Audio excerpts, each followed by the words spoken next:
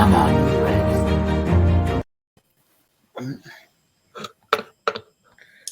All right, so hello everyone, back to Talk Forest TV, and something that's a bit different this time. I'm going to be interviewing Dan. Hello, Dan. Hello, everyone. So, what are your thoughts going into Hull's the game against Hull? Feeling quite confident actually after the Swansea game. I mean, don't get me wrong. I think the whole game will be a tough game because most of the teams will come to Forest and actually sit back, put 10 men behind the ball, and actually make things difficult.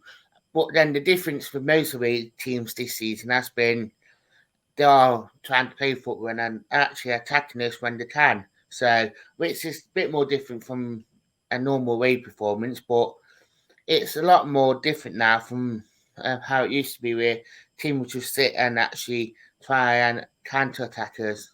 But I think Hull will be a very, very difficult game because of how they are. I mean, they're in the form as well as Forest are.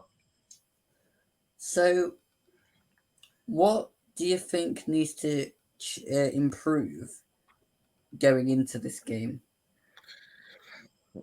Just that final third. I mean, when we do get into that final third, be a lot more. If the shot's on, go for it. But if not, be patient and actually take your time with it, and not try to overload it or actually try and do too much. I mean, do the simple stuff, do the basic stuff, because if we do, then it will just wear and tear the opposition down. Apart from the stuff on the field, is there anything else you think needs to be better going into this game? Probably just tactically, and the fans actually getting behind the team, because obviously the fan base are very hit and miss, to be fair, nowadays. You mean you want more atmosphere? Yeah. Another trivial question before we get on to more in-depth stuff. Will you be wearing anything apart from a t-shirt going into this game? But I will be taking a coat with me, guys. Don't get me wrong. I know there have been a photo of me going around without a coat on. So, as you can see from this photo, this guy is and got a coat on. So, Madness. Had to bring it up again. Anyway, yeah. who do you think we need to look out for from the Hull team? I think it'd be that George Honeyman, because obviously he's one of the main players that do make him tick. I think there's another player that is quite dangerous. I can't remember his name top of my head. Lewis Potter? I think it might be him.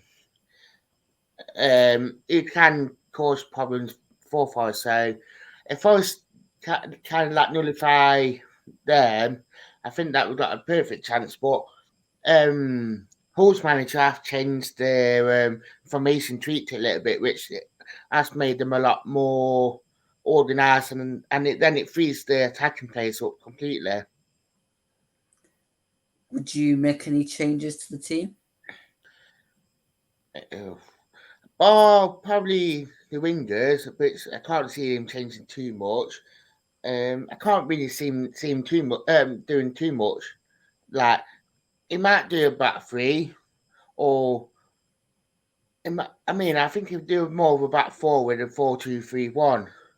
I think the only change I could see him doing is if it change one of the wingers, or playing sinking that number 10 role, and actually either putting the Martin or a Lolly in there, and actually be a bit more like that more open number 10 role.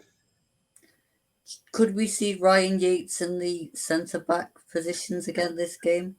Well, I was saying to a Forest fan about it, saying that with Yates there, I mean, I don't know if you remember the Sean O'Driscoll days, but one of his first quotes that he said, when he was in his first press conference, that he liked the players to actually try and adapt to the game. So if they know that they aren't finished, that Yates could drop into that back three and make it become like more of a 3-4-3. where it will be a lot more solid and actually makes us more of a unit. So I do think that if Ryan Yates does drop into a backfield, not a massive deal. It did it. I know it was only against Bradford, but it did a job there, and apparently he played there quite a few times in academy. So it's not like it's not used to that role anyway. But from academy level to Bradford to the championship, it is a big step up. So, do you think we could see another surprise like he sprung on us away at Swansea with a player returning to the squad? I would put it past you.